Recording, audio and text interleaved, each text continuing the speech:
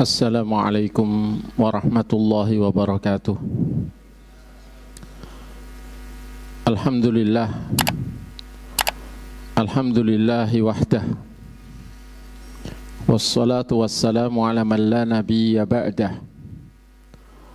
Wa ala alihi wa sahbihi wa man tabi'a hudahi ila qiyamis sa'ah. Wa ashhadu an la ilaha illallah wahdahu la syarika lah wa ashhadu anna sayyidana Muhammadan abduhu wa rasuluh.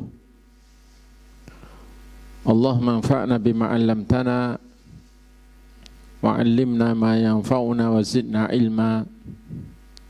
Amma ba'd. Para bapak, para ibu dan saudara semuanya yang saya hormati, yang saya cintai karena Allah, yang semoga selalu dirahmati olehnya. Alhamdulillah, segala puji bagi Allah Ta'ala yang masih memberikan curahan nikmat dan kebaikannya kepada kita. Termasuk pada malam hari ini, kita masih diberi kesehatan, kesempatan, kemauan dan kemampuan untuk bersama-sama melaksanakan ketaatan dan kewajiban sholat maghrib berjamaah, dan kita lanjutkan dengan pelaksanaan kewajiban yang besar pula dalam Islam, yakni kewajiban thalabul ilmi, mengkaji memahami agama Allah. Dan kita alhamdulillah tidak bosan-bosan untuk terus mengkaji agama Allah ini, karena kita tidak ingin merugi. Manusia pasti merugi kecuali yang melaksanakan 4 kewajiban. Kewajiban berilmu syar'i dan kewajiban mengamalkan ilmu syar'i dan kewajiban mendakwahkannya atau mengajak manusia kepada ilmu syar'i dan bersabar di atas hal itu atau jalan itu hingga mati. Sebagaimana Allah rangkum 4 kewajiban itu dalam surah Al-Asr yang antum semua hafal. Dan agar kita terhindar dari laknat, karena dunia dan siapapun di dunia ini dilaknat kecuali ingat selalu kepada Allah, dan kecuali apa yang dicintai Allah, dan kecuali ahli ilmu syar'i dan orang yang belajar ilmu syar'i. Sebagaimana dalam hadis disebutkan, ad-dunya mal'unah, mal'unun man fiha illa dzikrallah wa ma walah wa alimun wa muta'allimun. Dunia ini dilaknat, yakni dijauhkan dari rahmat. Dilaknat pula siapapun yang ada di dunia kecuali ingat kepada Allah dan apa yang dicintai Allah dan orang yang berilmu dan yang mencari ilmu. Karena itu mudah-mudahan kita bisa istiqamah di dalam melaksanakan kewajiban thalabul ilmi hingga ajal menjemput kita nanti. Karena hanya dengan itu kita berharap mudah-mudahan Allah memuliakan kita dengan menambahi hidayah untuk kita dan memberikan ketakwaan kepada kita. Karena mulia atau tidak mulianya seorang hamba tergantung ketakwaannya. Dan Allah sudah berjanji, walladzina ihtadaw zadahum hudaw wa atahum taqwahum. Dan orang-orang yang berusaha terus menyesuaikan diri dengan petunjuk, maka Allah menambah kepada mereka petunjuk dan memberikan kepada mereka ketakwaan mereka. Jamaah sekalian yang semoga selalu dirahmati Allah, kita masih mengkaji kitab akidah dari kitab Lum'atul I'tiqad Al-Hadi ila Sabilir Rasyad yang ditulis oleh Al-Imam Muwafaquddin Al-Imam Ibnu Qudamah Al-Maqdisi rahimahullahu ta'ala, salah seorang imam besar dalam mazhab Hambali, menyampaikan tentang akidah Ahlussunnah wal Jamaah. Dan dahulu sudah kita kaji hal yang berkaitan dengan Allah Ta'ala, baik berkaitan dengan kedudukannya, perbuatannya, sebagian nama-nama dan sifat-sifatnya, kemudian juga hal yang berkaitan dengan sebagian dari rukun iman yang 6. Kemudian kita juga diajak untuk mengimani apa adanya yang diberitakan Allah dan Rasulnya berkaitan dengan tanda-tanda dekatnya hari kiamat sebagai bagian dari keimanan kepada rukun iman yang kelima, iman kepada hari akhir. Dan di antara tanda-tanda yang sudah kita kaji berdasarkan dalil-dalilnya adalah munculnya Al-Masihud Dajjal, yakni tanda-tanda yang besar yang kalau sudah diawali dengan munculnya Dajjal, maka tanda-tanda besar berikutnya datang dengan cepatnya, silih berganti dengan cepatnya, atau bahkan bertubi-tubi datangnya dengan cepatnya, seperti rangkaian biji-bijian yang dipotong talinya kemudian berjatuhan susul menyusul dengan cepat. Dan itu diawali dengan munculnya Al-Masihud Dajjal, kemudian turunnya Nabi Isa alaihissalam di wilayah Damaskus atau timurnya Damaskus, wilayah Ghautah. Kemudian munculnya Ya'juj dan Ma'juj. Kemudian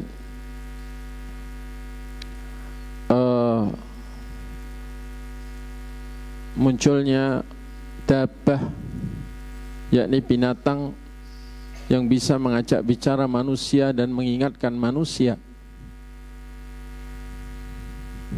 supaya manusia sadar bahwa mereka telah menyimpang jauh dari Al-Quran, telah tidak beriman lagi kepada ayat-ayat Allah,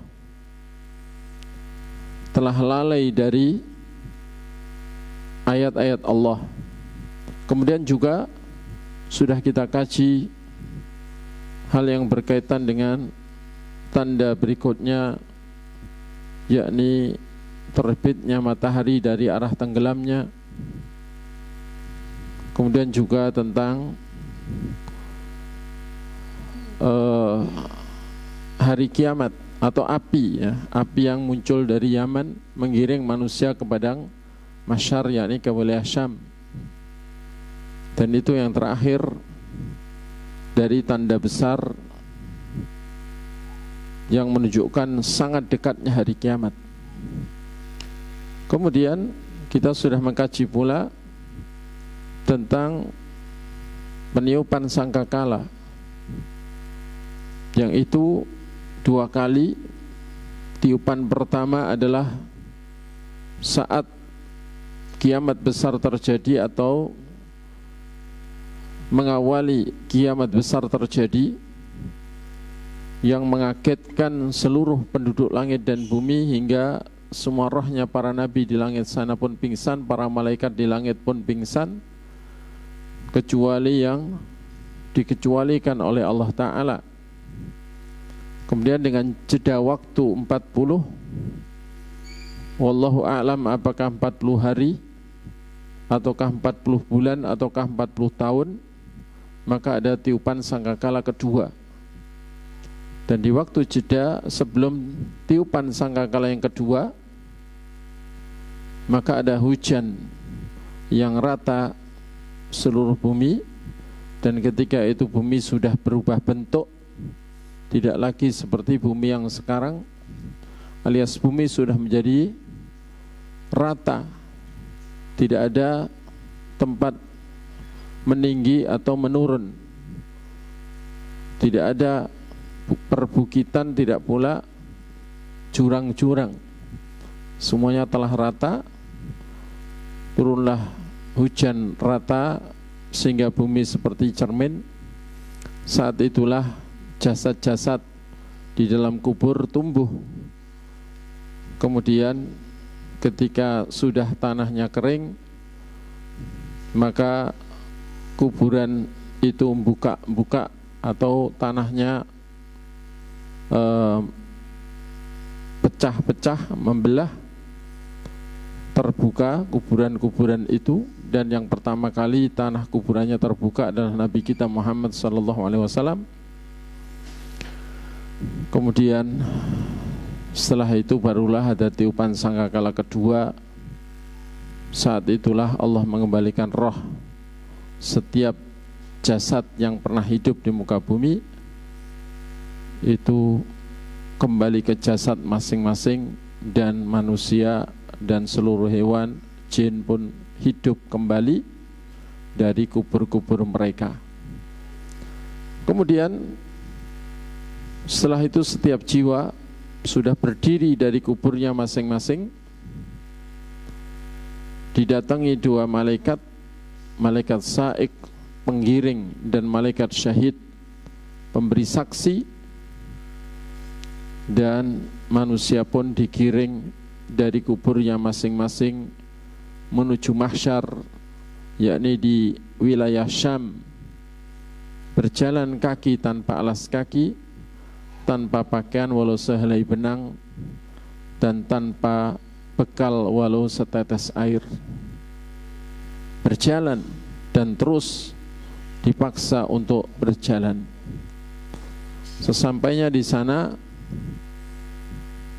di mahsyar, manusia dibiarkan dalam kondisi tersiksa dengan keringatnya masing-masing, karena keringat tidak lepas dari tubuh, semuanya ditanggung masing-masing.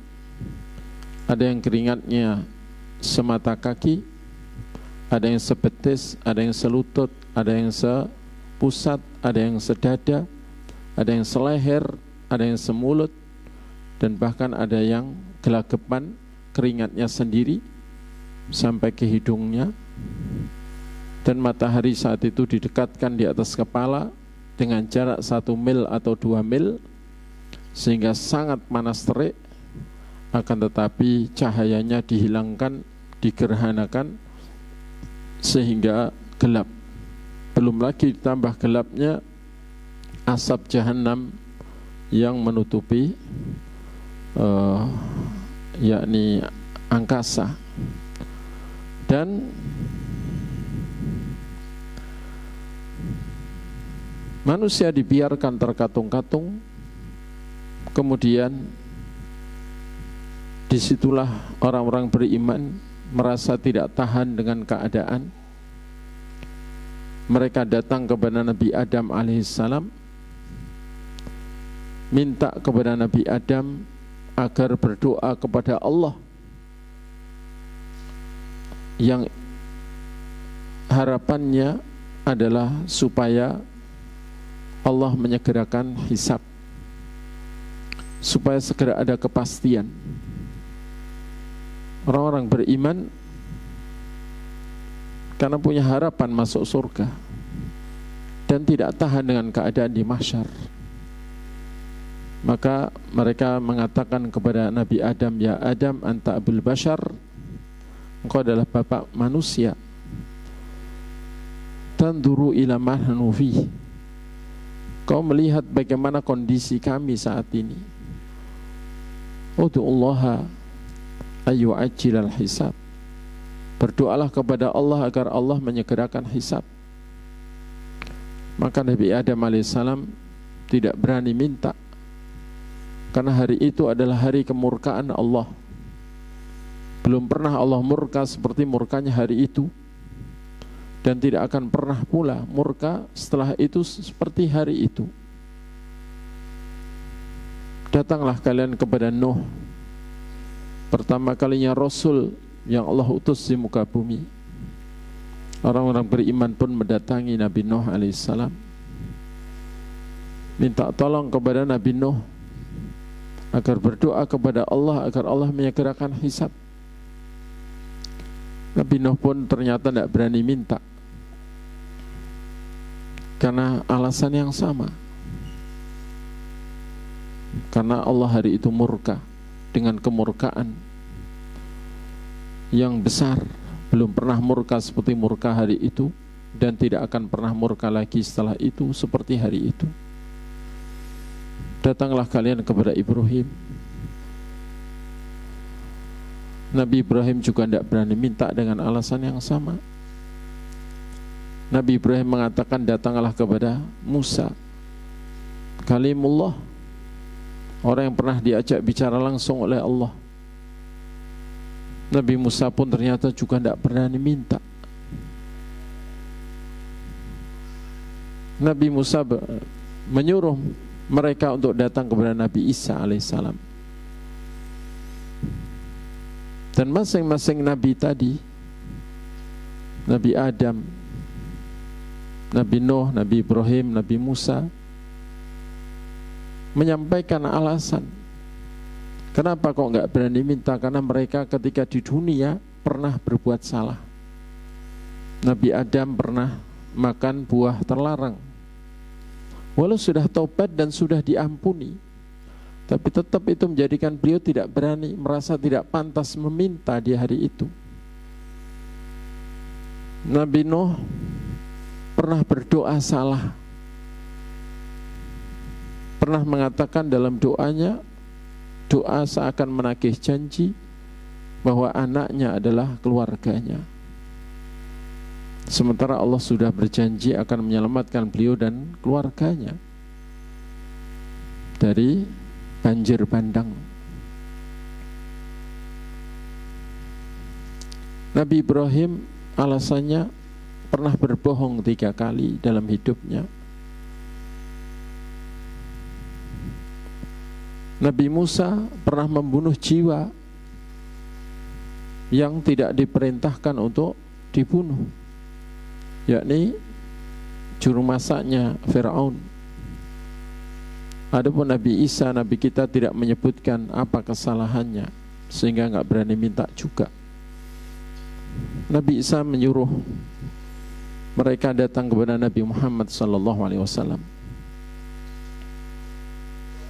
Maka Nabi kita mengatakan, Analaha, analaha, ya itu hak saya, itu hak saya.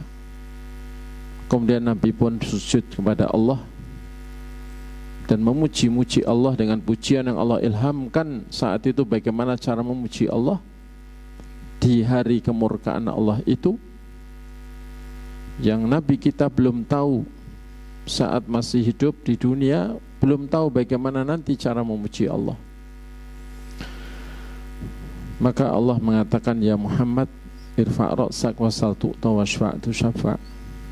Ya Muhammad, angkat kepalamu, mintalah niscaya kau diberi, dan syafaatilah niscaya syafaatmu diperkenankan. Nabi kita pun mengangkat kepala dan memohon kepada Allah, ya Allah segerakanlah hisab. Dan itulah yang disebut oleh para ulama sebagai syafa'ah udma, syafaat teragung. Syafaat teragung yang itu hanya Nabi kita sebelum makhluk yang lain diberi hak untuk mensyafaati. Dan itu sudah kita bahas. Kemudian setelah itu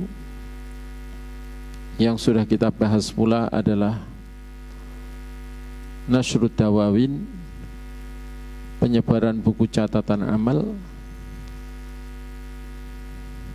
ya, yakni setelah Allah mengabulkan doa Nabi kita, para malaikat datang dan berbaris-baris, yakni bersaf-saf mengelilingi mahsyar atau ada di sisi mahsyar, kemudian yakni ikut menyaksikan pengadilan atau hisab, kemudian Allah pun datang dengan cara dia yang tidak serupa dengan datangnya makhluk, karena bumi ini di sisi Allah Ta'ala tidak lebih besar dari biji sawi di hadapan manusia. Sehingga kalau kita misalnya ada biji sawi di atas meja begini, namanya manusia mendatangi biji sawi, apakah manusia menginjaknya? Ya tentu tidak, kan begitu kan. Namanya mendatanginya, belum tentu menempatinya. Dan memang bumi terlalu kecil bagi Allah Ta'ala, dan Allah tidak menempati ciptaannya. Tapi yang jelas dia menyebut datang, wa jaa'a rabbuka wal malaku saffan saffa, dan Tuhanmu pun datang dan para malaikat sudah bersaf-saf menyaksikan hisab itu. Dan jahanam didatangkan dengan diseret oleh 4.900.000.000 malaikat. Karena jahanam, kata Nabi, memiliki 70.000 tali penarik, dan masing-masing tali dipegang 70.000 malaikat yang menyeretnya.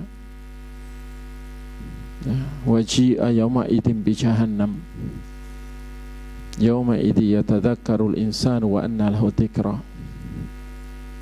Dan didatangkanlah jahanam pada hari itu. Pada hari itulah manusia semuanya masing-masing ingat tentang segala apa yang sudah dilakukan.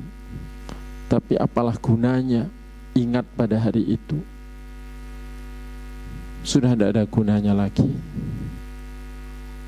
Yaqulu ya laitani qaddamtu li hayati. Manusia pun mengatakan, duh alangkah senangnya aku seandainya dahulu ketika di dunia aku sudah mempersiapkan segala amal kebaikan untuk hariku ini.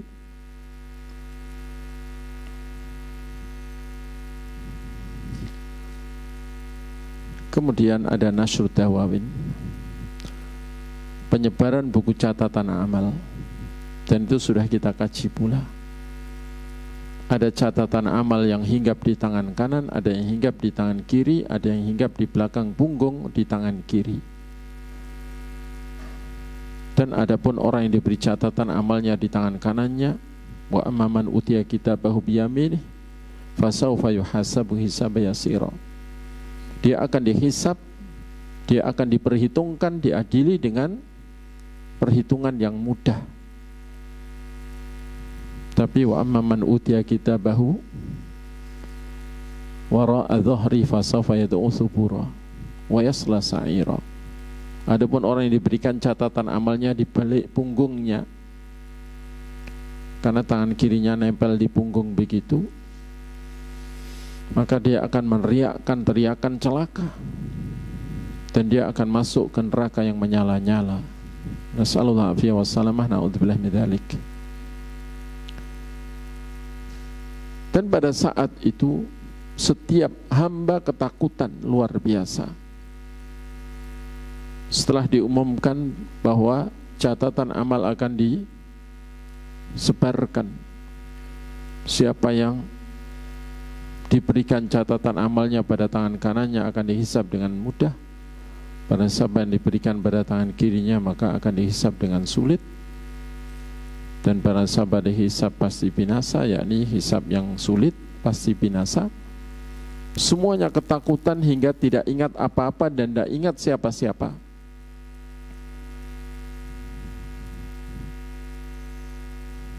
Kemudian setelah itu manusia pun dihisab. Dan umat Nabi kita Muhammad SAW alias umat akhir zaman ini yang duluan dihisab, sehingga antriannya adalah duluan. Kata Nabi, nahnul akhirun al-awwaluna yaumal qiyamah al-maqdiyu bainahum. Kita adalah orang-orang terakhir, umat terakhir, namun akan menjadi umat yang pertama kali diadili di antara mereka. Jadi diistimewakan. Hanya saja kalau termasuk ahli neraka, ya tentu masuk neraka duluan. Nasallallahu alaihi wasallam. Kemudian setiap kita akan dipanggil satu persatu dengan disebut nama dan nama bin bapaknya. Fulan bin Fulan, Alan bin Fulan, disebut namanya, diadili sendiri-sendiri, dan setiap hamba bertanggung jawab atas keyakinannya masing-masing, ucapan masing-masing, dan perbuatan masing-masing. Wala taziru waziratu wizra ukhra wa laysa lil insani illa ma sa'a. Tidak ada penanggung dosa menanggung dosa orang lain. Tidak pula seorang mendapatkan pahala kecuali sesuai hasil usahanya kala di dunia. Dan anak termasuk hasil usaha orang tua. Karena kata Nabi, al-waladu min kasbi walidih, atau kama qala alaihi wassalam. Kemudian kita akan dihadapkan pula di sana dengan mizan, penimbangan amal. Penimbangan amal. Dan itu saat yang paling menakutkan. Karena aturan yang ditetapkan dan diumumkan adalah faman thaqulat mawazinuhu fahuwa fi 'ishatir radiyah wa amma man khaffat mawazinuhu fa ummuhu hawiyah. Siapa yang kebaikannya lebih berat dari keburukannya, maka dia akan berada dalam kehidupan yang menyenangkan. Sedangkan barang siapa yang kebaikannya lebih ringan dari keburukannya, maka tempat kembalinya adalah neraka yang sangat dalam, neraka yang curam. Wa ma adraka ma hiyah narun hamiyah. Tahukah kamu apa itu hawiyah? Yakni jurang yang dalam, yaitu api yang menyala-nyala, api yang sangat panas, di mana panasnya adalah 70 kali lipatnya api yang biasa dinyalakan oleh manusia. Jamaah sekalian yang semoga selalu dirahmati Allah. Dan di sana sudah kita kaji pula tentang haud. Semua nabi diberi haud telaga untuk umatnya masing-masing. Dan telaga yang paling luas adalah telaga Nabi kita Muhammad sallallahu alaihi wasallam. Dan Nabi kita menunggu di telaga itu. Dan umat beliau mencari air ke telaga beliau. Yang telaga itu airnya disuplai dari sungai surga yang namanya Al-Kautsar. Al-Kautsar yang disalurkan airnya melalui dua saluran air, yang satu terbuat dari emas, satu terbuat dari perak, sebagaimana dalam riwayat hadis disebutkan demikian. Karena surga didekatkan sudah. Jadi surga oleh Allah telah didekatkan. Wa idzal jannatu uzlifat, dan apabila surga telah didekatkan, yakni masyar, neraka didatangkan, terus surga diturunkan. Nah, surga diletakkan setelah neraka. Jadi masyar, neraka, terus surga. Jadi kontor halaman luarnya surga yang paling bawah, alias emperannya halaman surga bawah itu, itulah yang nempel ke pinggiran jahanam yang sisi jauh. Adapun surga didekatkan oleh Allah sendiri, ya. Adapun neraka diseret oleh 4.900.000.000 malaikat.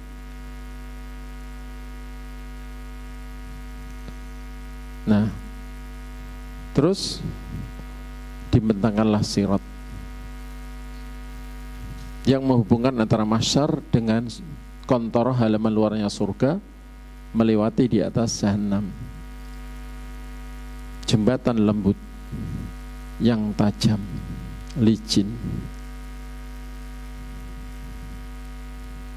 Dan semua orang beriman.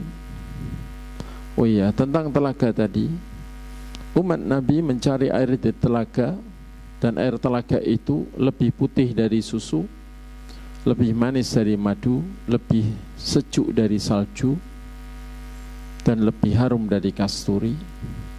Barang siapa minum darinya sekali minum saja, tidak akan kehausan setelah itu selamanya. Dan banyak dari umat Nabi, Nabi kita itu dihalangi untuk mengambil air telaga Nabi. Maka Nabi pun mengatakan, "Ai Rabbi, ummati ummati."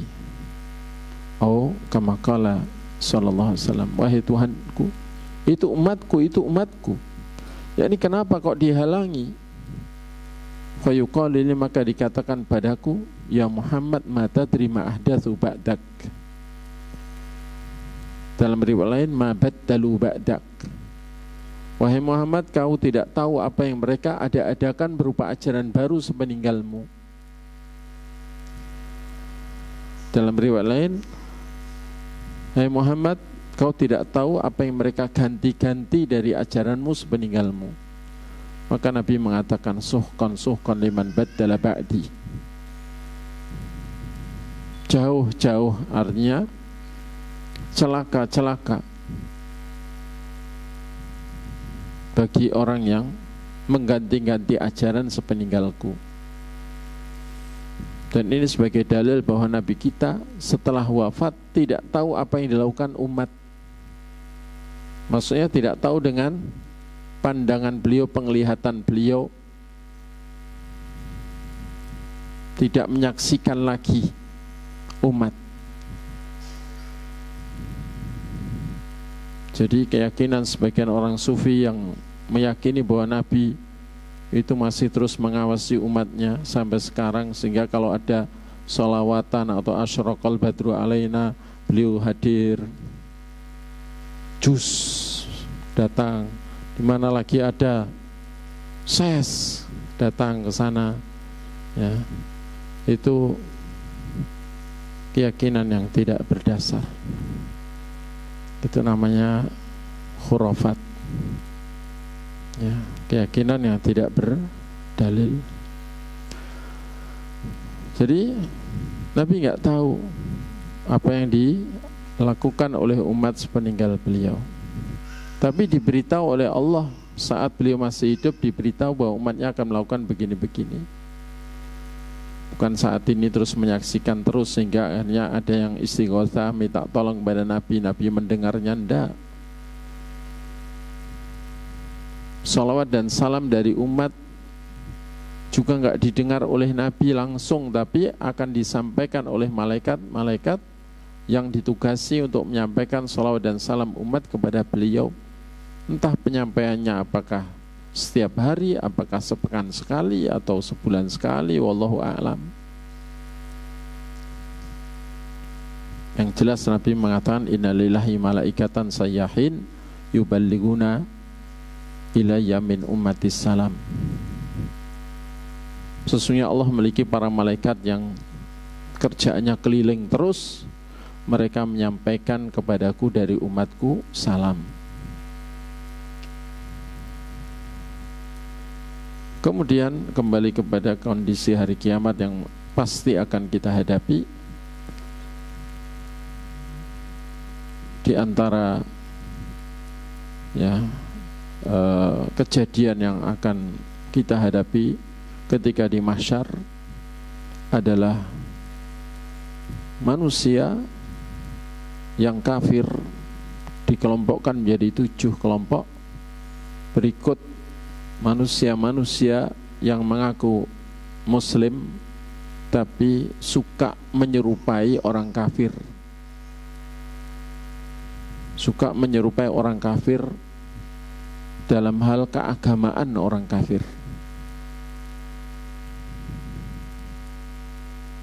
Jadi hal-hal yang berkaitan dengan ajaran agama orang kafir dia suka, ya mendatangi, ya ikut jadi panitia, ikut meskipun dia muslim,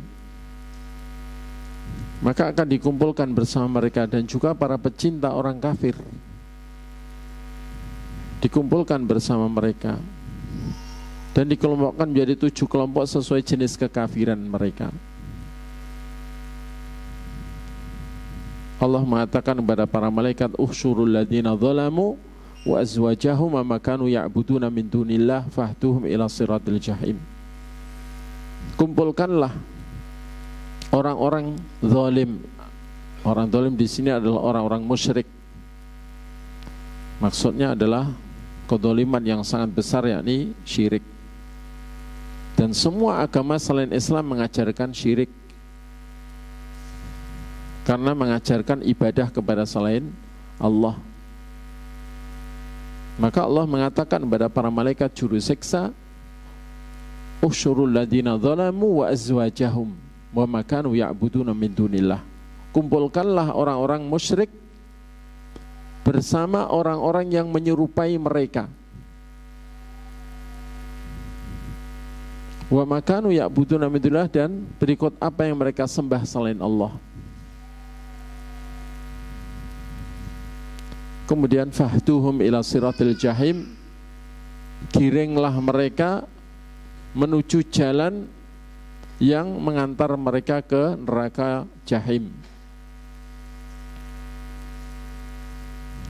Maka setelah dikelompokkan menjadi 7 kelompok, karena pintu lorong neraka itu ada 7, sebagaimana Allah katakan laha sab'atu abwab likulli babin minhum juz'un maqsum. Neraka itu memiliki 7 pintu, masing-masing pintu ada bagian tertentu dari manusia. Maka manusia dengan jumlah yang hanya Allah yang tahu, saking banyaknya yang menjadi ahli neraka.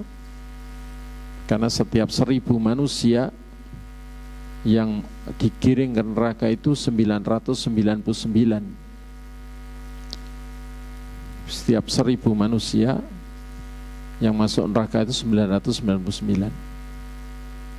Ini dikumpulkan, digiring menuju neraka jahim. Dan kata Nabi dalam hadis Sahih Bukhari, ketika rombongan-rombongan itu digiring ke neraka, yang paling depan belum masuk, maksudnya belum sampai ke daun pintu neraka, yang paling belakang sudah masuk lorongnya. Jadi neraka itu memiliki lorong-lorong yang sangat panjang dan gelap, ya, yang nanti numpang ke lorong-lorong itu, numpang ke halaman mahsyar, halaman kiamat itu. Nanti manusia digiring masuk ke lorong-lorong itu. Kemudian begitu sudah masuk lorongnya semua, baru daun pintunya dibuka. Dan yang tersisa di mahsyar tinggal orang-orang beriman dan yang mengaku beriman. Berarti tinggal orang beriman dan orang munafik. Kemudian ditanya, madza tantadirun? Apa yang kalian tunggu? Qalu, mereka menjawab, nantadiru rabbana. Kami menunggu Tuhan kami. Maka Allah pun menampakkan sebagian zatnya, menampakkan, ya, betisnya, menyingkapkan betisnya. Wa yawma yukshafu an saqi wa yad'auna ila sujudi fala yastati'un. Khasyiatan absaruhum tarhaquhum dhillah wa qad kanu yud'auna ila sujudi wa hum salimun. Dan pada hari disingkapkannya betis, mereka pun diseru untuk sujud, maka banyak dari mereka tidak mampu sujud, yakni orang-orang munafik tidak mampu sujud. Yang bisa sujud kepada Allah hanyalah orang-orang yang beriman. Nah, orang-orang munafik yang tidak bisa sujud itu khasyiatan absaruhum tarhaquhum dhillah. Mata mereka terbelalak ketakutan dan mereka pun diliputi kehinaan. Terungkaplah, terbuktilah kebohongan mereka selama ini, dan mereka diliputi rasa malu, rasa takut, rasa campur sembarang, ya, rasa penyesalan, rasa tidak karu-karuan. Allah menjadikan punggung orang-orang munafik itu seperti papan, nggak bisa ditekuk, untuk sujud nggak bisa. Kemudian orang-orang beriman diberi cahaya,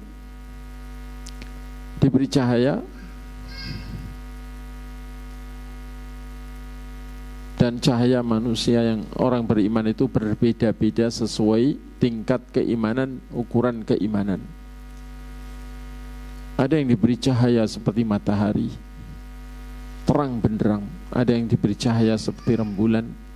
Ada yang diberi cahaya seperti bintang kejora, bintang yang besar.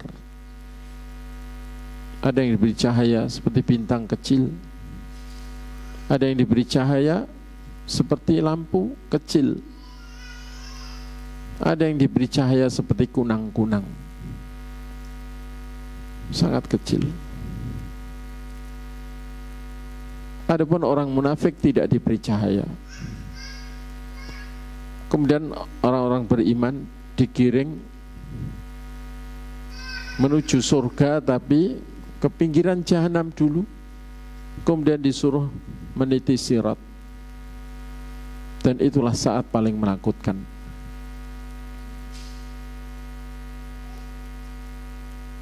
Dan penyeimbang meniti sirat ada dua, yaitu apa? Masih ingat?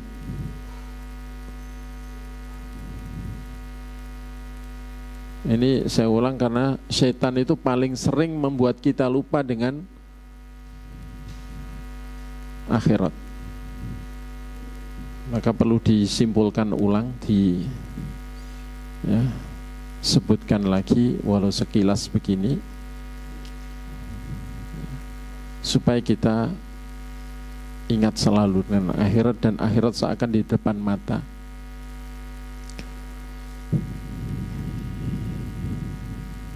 Penyeimbang untuk meniti sirat ada dua, yaitu apa? Amanah dan rahim. Sehingga orang yang sangat menjaga amanah, segala jenis amanah, ya, dan menjaga hubungan rahim, kekerabatan dengan baik, insya Allah jalannya di atas sirat seimbang, dan diharapkan tidak terjatuh ke jahanam. Tapi kalau sering khianat dan belum bertobat sampai matinya, atau merusak hubungan kekerabatan dan belum memperbaiki hubungan sampai matinya, maka dikhawatirkan akan terjatuh.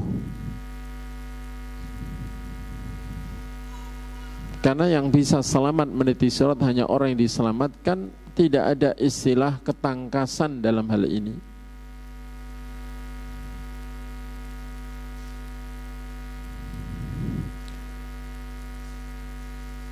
Dan sisi atau neraka yang dekat dengan mahsyar sampai ke tengah itu adalah tempat yang paling dalam.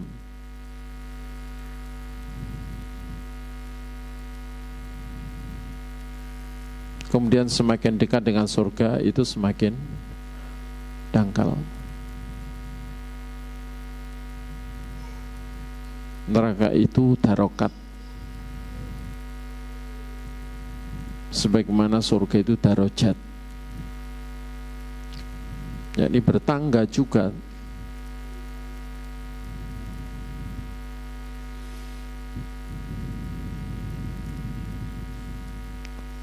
Adapun orang-orang munafik tertinggal di mahsyar, mereka minta kepada orang beriman untuk ikut cahaya mereka. Dikatakan kembalilah ke belakang, carilah cahaya sendiri ke sana. Akhirnya terpisah antara orang beriman dengan orang munafik, kemudian dibatasi oleh dinding. Yang dinding itu memiliki pintu yang ditutup. Nah, nanti pada saat orang beriman sudah selesai meniti sirat, orang munafik digiring ke neraka untuk meniti sirat.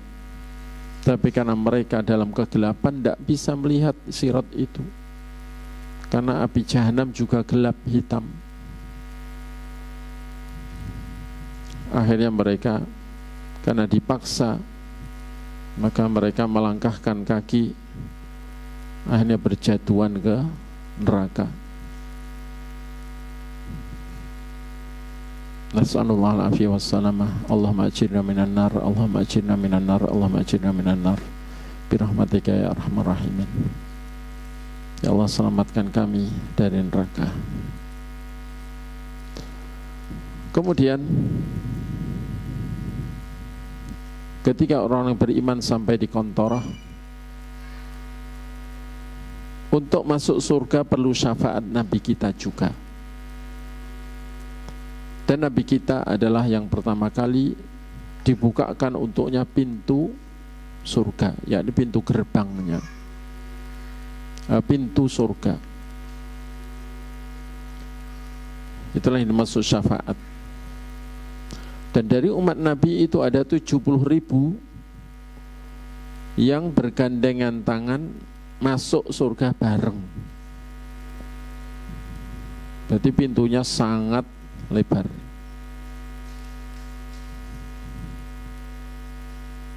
Dan dulu sudah kita sebutkan riwayat juga tentang orang yang terakhir masuk surga.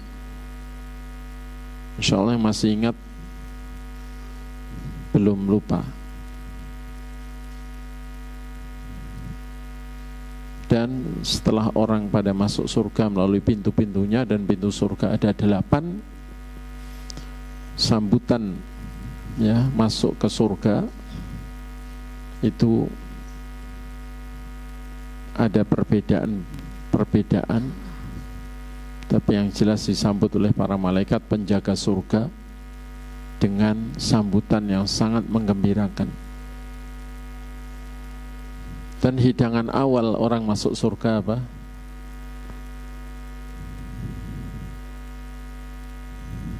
Apa? Kan jelas kelaparan, ya enggak? Dari kubur di mahsyar itu berapa lama? 50.000 tahun ya.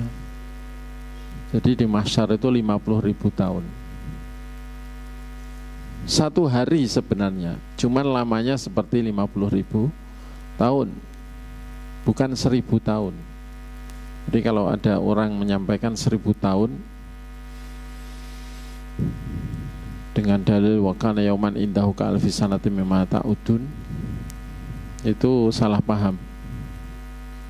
Itu hari dahulu sebelum manusia dicipta, atau sebelum bumi dicipta, matahari dicipta. Itu 1 hari di sisi Allah dahulu itu memang seperti 1000 tahun yang kalian hitung. Tapi kalau hari mahsyar nanti 1 hari seperti 50.000 tahun, sebagaimana di awal surah Al-Ma'arij disebutkan, ta'rujul malaikatu warruhu ilahi fi yaumin kana miqdaruhu khamsina alfa sanah. Khamsin alfa sanah itu 50.000 tahun. Jadi kalau kita hidup di dunia, misalnya 70 tahun, kepotong tidur 20 tahun, tinggal 50 tahun, 50 tahun itu 1/1000-nya lamanya kita di mahsyar. Karena itu layaklah ketika di mahsyar itu ingatnya, manusia ini ingatnya di bumi, di dunia, waktu hidup di dunia itu hanya sepagi atau sesore, atau yauman au ba'da yaum, sehari atau setengah hari. Nah, mungkin yang ingatnya sehari itu kaumnya Nabi Nuh yang umurnya kurang lebih 1000 tahun, begitu ingatnya di dunia sehari. Yang umurnya 500 tahun mungkin ingatnya di bumi itu cuma setengah hari. Umat akhir zaman ini cuma 60-70 tahun, sedikit sekali yang lebih dari 70.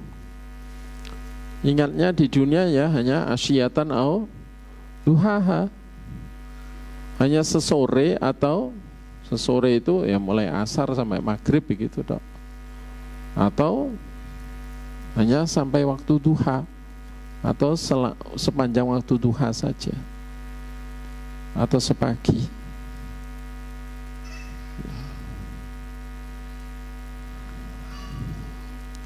Tapi ternyata menentukan nasib dalam kehidupan kekal abadi, hidup yang sebentar ini. Dan umat Nabi kita Muhammad SAW, sepeninggal beliau yang hidup sampai akhir zaman itu, telah mengikuti banyak sekali aliran kebid'ahan dalam akidah, sehingga menjadi 73 aliran. Dan ternyata semuanya terancam tidak selamat ketika meniti sirat, terancam masih nyemplung ke neraka.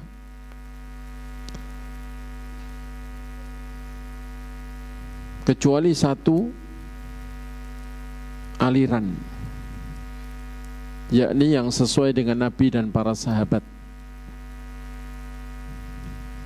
Sebagaimana kata Nabi, sataftariqu ummati ala 73 firqah atau millah kulluha finnar illa wahidah. Umatku akan pecah menjadi 73 aliran,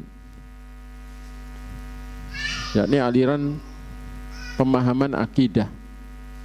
Semuanya akan neraka kecuali satu. Dan satu itu kata Nabi, ma'ana alaihi wa ashabi, yang sesuai dengan aku dan para sahabatku.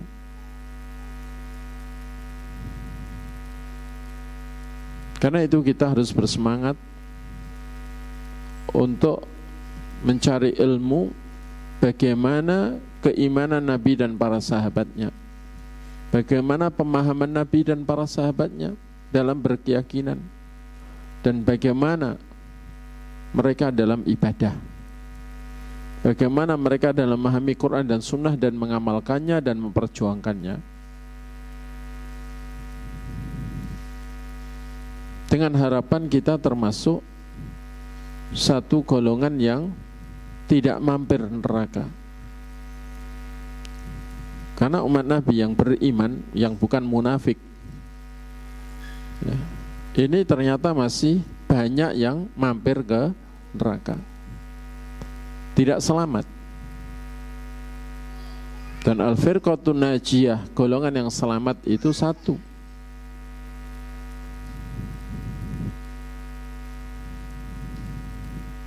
Karena itu kita harus mengajak diri, kemudian mengajak keluarga, mengajak kaum muslimin untuk selamat dari neraka dengan kembali kepada Quran dan Sunnah dengan pemahaman Nabi dan para sahabatnya.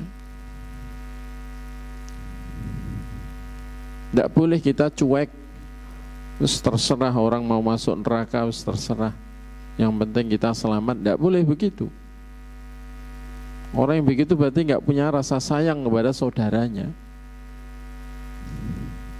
Dan orang yang tidak punya kasih sayang kepada sama kaum muslimin tidak layak dirahmati. Padahal kalau tidak dirahmati oleh Allah juga nggak akan selamat. Karena itu kita harus atas dasar kasih sayang berusaha mengajak, kalau nggak bisa menjelaskan sendiri, mengajak untuk ayo mengkaji Quran dan Sunnah dengan pemahaman salaful ummah, dengan pemahaman para sahabat Rasulullah. Dan tidak boleh bosan. Walau pernah kita mengajak, sudah 5 kali ngajak orangnya belum mau, kita ajak yang ke-6, ke-7 sampai mau, sambil kita doakan. Selain berdoa untuk diri juga untuk saudaranya, supaya ditunjuki kepada pemahaman yang benar dalam beragama. Karena kalau kita mikir terserah mereka mau neraka, ben kapok dan sebagainya, itu bukan bahasa orang beriman. La yu'minu ahadukum hatta yuhibba li akhihi ma yuhibbu li nafsihi. Tidaklah beriman seorang dari kalian hingga mencintai untuk saudaranya apa yang ia cintai untuk dirinya. Kalau dirinya senang selamat dari neraka, juga harus senang kalau saudaranya selamat dari neraka. Begitu, harus tidak boleh bosan mengajak, karena itu tanda punya iman, punya kasih sayang. Dan sifatnya para sahabat Nabi yang sangat menonjol, Allah tonjolkan adalah ruhama ubainahum, saling menyayangi sesama orang beriman, saling menyayangi sama mereka. Jadi kita harus punya kasih sayang. Apalagi kata Nabi, innama yarhamullah min ibadir ruhama, yang disayangi Allah, dirahmati Allah dari kalangan hambanya hanyalah orang-orang punya kasih sayang.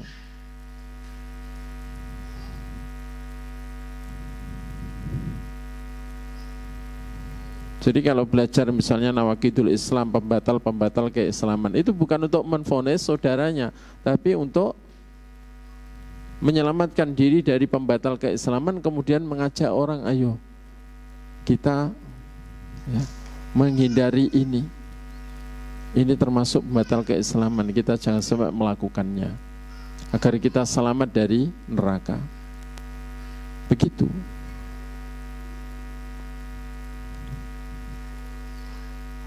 Bukan malah untuk menvonis neraka lu sampai begitu, itu bukan bahasa Ahlus Sunnah. Kemudian setelah Nabi masuk surga, itu pun masih ada syafaat.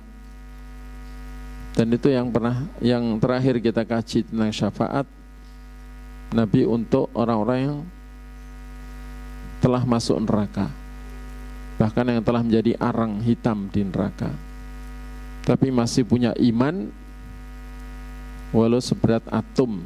Sebelum itu syafaat untuk orang yang punya iman dengan ukuran lebih besar dari itu. Kemudian orang punya iman seberat biji sawi. Kemudian orang yang punya iman seberat atom.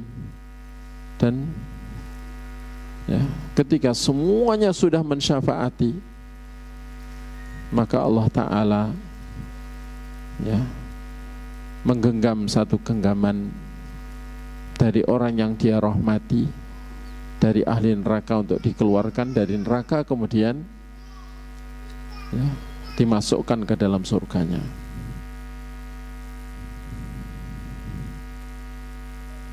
Jamaah sekalian yang semoga saya hormati Allah,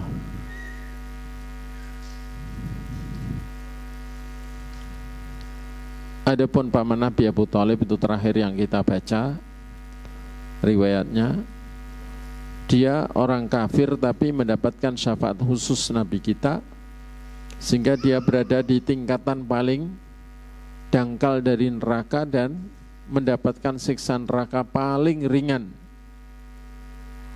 yakni ditempelkan di telapak kakinya itu dua telapak kakinya itu 2 sandal atau 2 bara api dari neraka,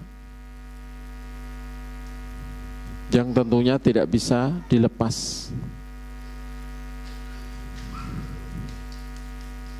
Dan sebab 2 bara api itu, sekujur tubuh mendidih hingga otaknya mendidih. Abu Thalib mengira bahwa dia manusia yang paling berat siksanya, padahal sungguh dia adalah manusia yang paling ringan siksanya. Dan itu dikatakan oleh Nabi dalam hadis yang sahih, diantaranya diriwayatkan Imam Muslim. Dan Nabi mengatakan walaula ana la kana fi tarkil asfali minan nar. Seandainya bukan karena yakni syafaatku, niscaya Abu Thalib berada di tingkatan paling bawah dari neraka.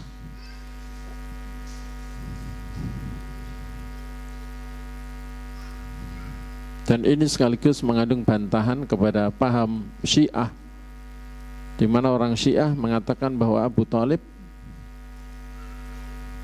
itu sebelum hari kiamat dihidupkan kembali untuk masuk Islam, kemudian setelah itu baru dimatikan lagi sehingga dia diampuni dan di akhirat tidak termasuk ahli neraka. Itu adalah fahamnya orang Syiah. Imam Bukhari dan Imam Muslim membantah itu semua dengan menyebutkan riwayat bahwa Abu Thalib itu adalah termasuk orang kafir dan mati masih di atas kekafiran, dan dia di akhirat di neraka walau mendapatkan syafaat khusus Nabi sehingga menjadi orang yang paling ringan siksanya di neraka, dengan gambaran ringannya seperti tadi.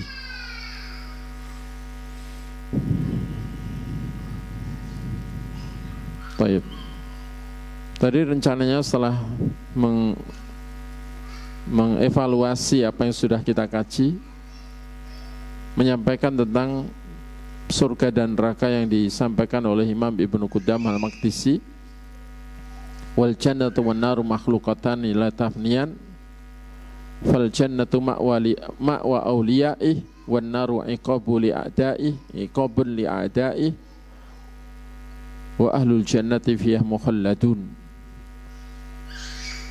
Dan surga dan neraka adalah dua ciptaan yang tidak akan rusak. Maka surga adalah tempat kembalinya para kekasih Allah, sedangkan neraka adalah siksaan untuk musuh-musuh Allah. Dan ahli surga di surga akan dikekalkan. Kemudian beliau mencantumkan ayat dalam surah Zukhruf ayat 74-75, innal mujrimina fi adabi jahannam khalidun la yufattaru anhum wa hum fihi mublisun. Sesungguhnya orang-orang yang durhaka kepada Allah akan berada dalam adab jahanam, mereka kekal, tidak akan dihentikan dari mereka siksaan itu, dan mereka di dalam neraka itu berputus asa, tidak ada harapan untuk mendapatkan rahmat Allah Ta'ala lagi. Wa ma dhalamnahum walakin kanu anfusahum yadlimun. Dan kami tidak mendolimi mereka, akan tapi mereka mendolimi diri mereka sendiri. Kemudian tentang penjelasan pensyarah yakni Syekh Muhammad bin Shalih Al-Utsaimin rahimahullah tentang surga neraka berdasarkan gambaran hadis-hadis Nabi SAW dan ayat-ayat Al-Quran. Mungkin insyaAllah kita kaji pada pertemuan yang akan datang saja, supaya gambaran surga dan neraka tergambar lebih jelas bagi kita, sehingga hati kita bersemangat untuk menggapai surga dan bersemangat untuk lari menyelamatkan diri dari neraka dengan menjauhi semua jalan menuju neraka. Dan mungkin sebelum diakhiri ada pertanyaan, monggo.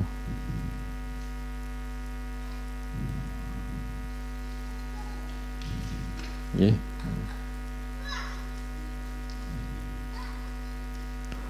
Tafsir mimpi.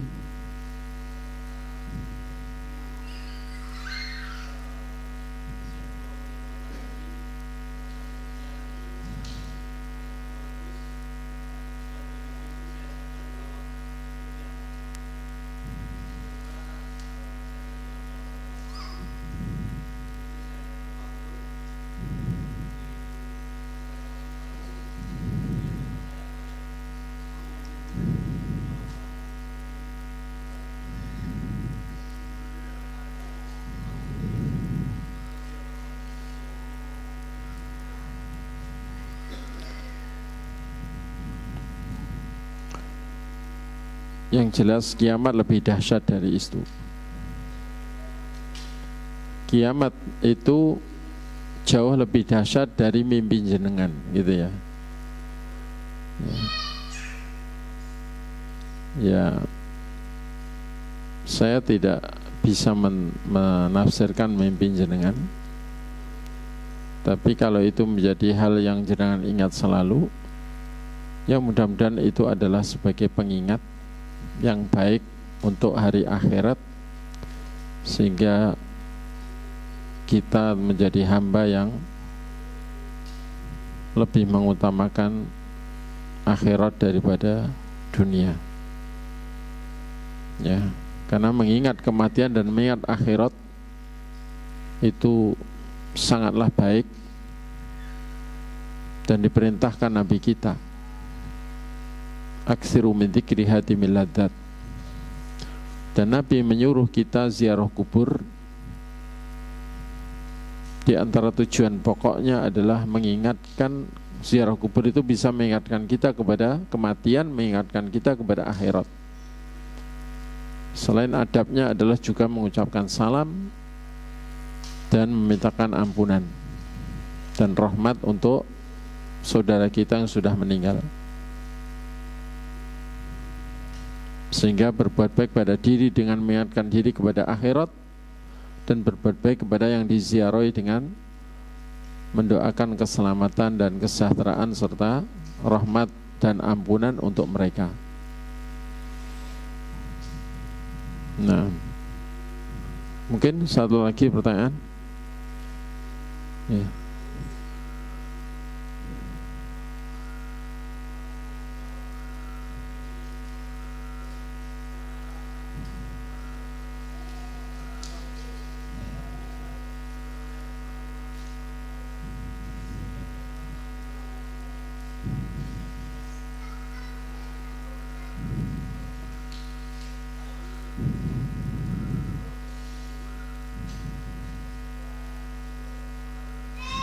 Nah,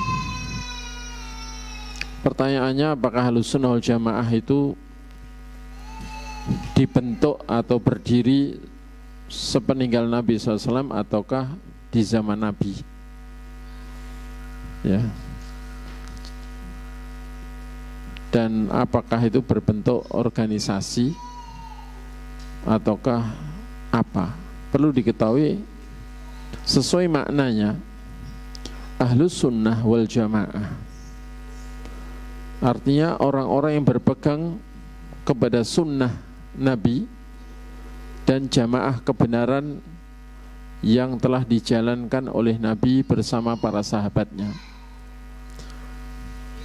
Karena al-jamaah dalam makna itu adalah jamaatul haq, jamaah kebenaran. Karena Nabi mengatakan umatku akan pecah menjadi 73, semuanya akan neraka kecuali satu, yaitu al-jamaah. Ketika ditanya apa itu al-jamaah, kata Nabi, man kana ala mithli ma ana alaihil yauma wa ashabi. Siapapun yang berpegang kepada Islam yang seperti yang kupegang bersama para sahabatku pada hari ini, yakni pada zaman Nabi masih hidup. Yakni dari situ kita paham bahwa Ahlus Sunnah wal Jamaah generasi awalnya adalah para sahabat Rasulullah sallallahu alaihi wasallam. Kemudian yang mengikuti mereka dengan baik, mengikuti dalam bagaimana memahami Quran dan Sunnah dan bagaimana mengamalkannya, yakni para tabi'in, kemudian atba'u tabi'in, kemudian yang mengikuti atau melanjutkan jamaah atau keluarga Ahlussunnah wal Jamaah itu yang berpegang kepada sunnah Nabi dan sunnah Khulafaur Rasyidin dan jamaah kebenaran yang dipegang oleh Nabi bersama para sahabatnya sampai akhir zaman, itu akan tetap ada.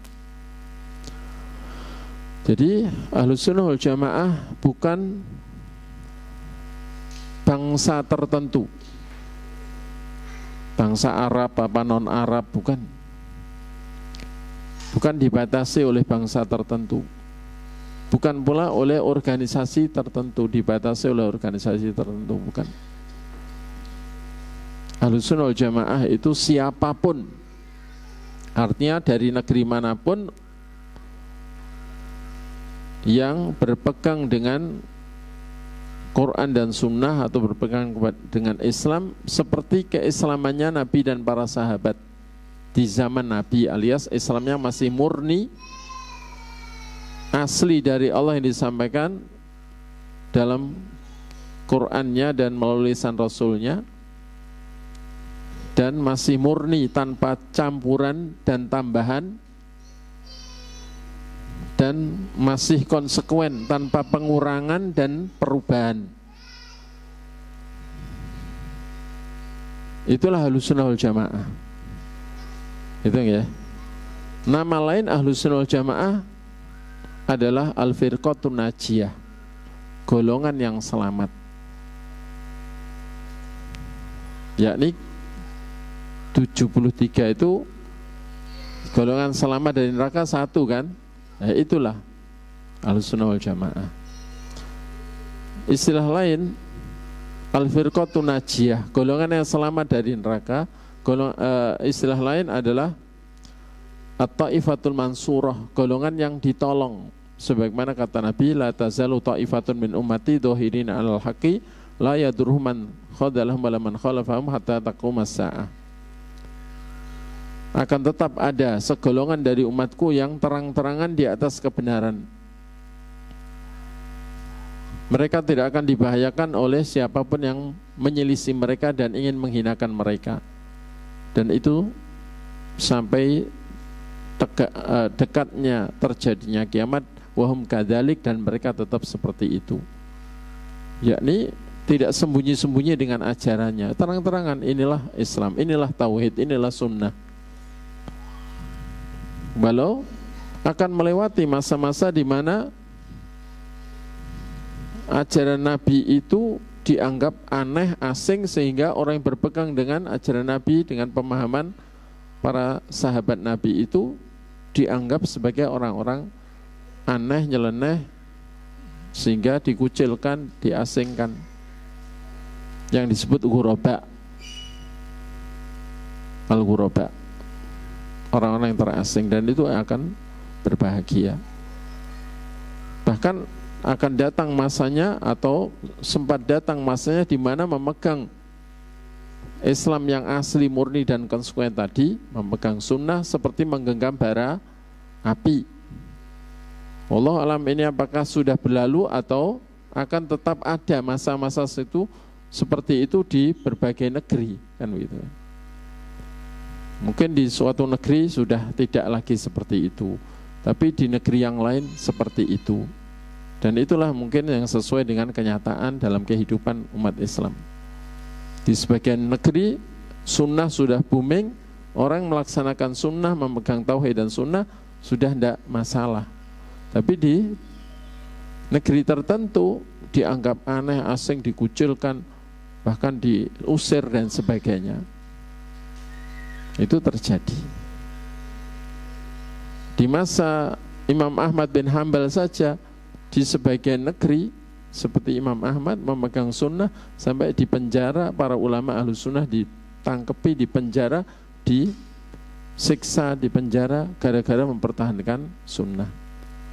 Jadi pernah terjadi dan masih terjadi di sebagian negeri begitu. Tapi alhamdulillah di Indonesia tidak sampai segitunya saat ini loh ya, maksudnya. Mudah-mudahan nanti sunnah, tauhid dan sunnah semakin marak dan ya orang berpegang pada sunnah tidak terlalu panas gitu ya megangnya. Jadi Ahlussunnah wal Jamaah bukan milik organisasi tertentu, di mana orang yang enggak gabung ormas itu dianggap bukan Ahlussunnah wal Jamaah. Itu orang yang enggak paham ngomong gitu itu. Ngomongnya atas dasar fanatisme hizbiyah, bukan atas dasar dalil. Betul ya? Ya. Dan ciri-cirinya dulu sudah pernah kita kaji.